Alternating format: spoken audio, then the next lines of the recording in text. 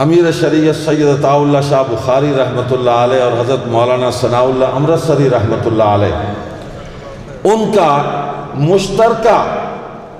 قادیانیت کے خلاف جو جہاد تھا، اس کے کچھ واقعات تھے اس میں، کہ پہلی دفعہ مرزا قادیانی کا بیٹا مرزا بشیر وہاں آیا تو امرتسر والوں نے اس کو زندہ واپس بھیج دیا کہ یہاں تو بول نہیں سکے گا، اس کو تقریر نہیں کرنے دی۔ اور پھر دوسری مرتبہ آیا تو لکھا ہوا تھا کہ یہ اپریل 1920 ہے کہ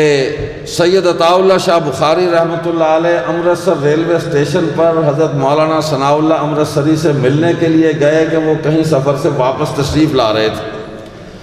تو انہوں نے اس کام کی اہمیت کے پیش نظر کے گھر جانے سے پہلے اسٹیشن پر ہی ملاقات کر کے وہیں پر پروگرام طے کر لیا جائے۔ طے ہوا کہ کل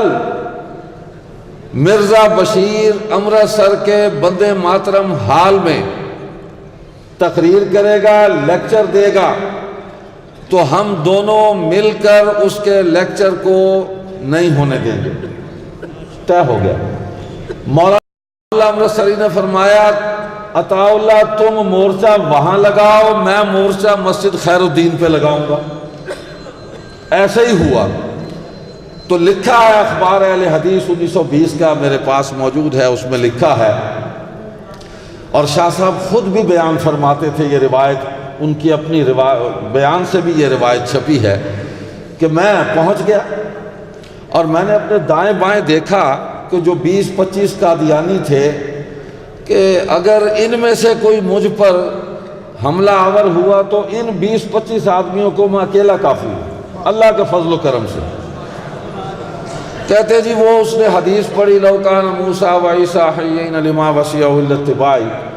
تو میں نے کھڑے ہو کے کہا کہ حدیث صحیح پڑھو، حدیث غلط پڑھ رہے ہو۔ ایک دفعہ کہا، اس نے پھر پڑھی کہ حضرت عیسیٰ علیہ السلام کو بھی اس نے ساتھ شامل کیا کہ اگر موسیٰ اور عیسیٰ علیہ السلام دونوں زندہ ہو جائیں تو ان کو بھی میری اتباع کے بغیر کوئی چارہ نہیں ہوگا۔ تیسری مرتبہ جب میں نے کہا کہ حدیث صحیح پڑھو، ایک لفظ آگے نہیں بولنے دوں گا، بشیر صاحب انہوں نے دڑکی لائی، پچھلے بوئے چوں باہر دوڑ گئے۔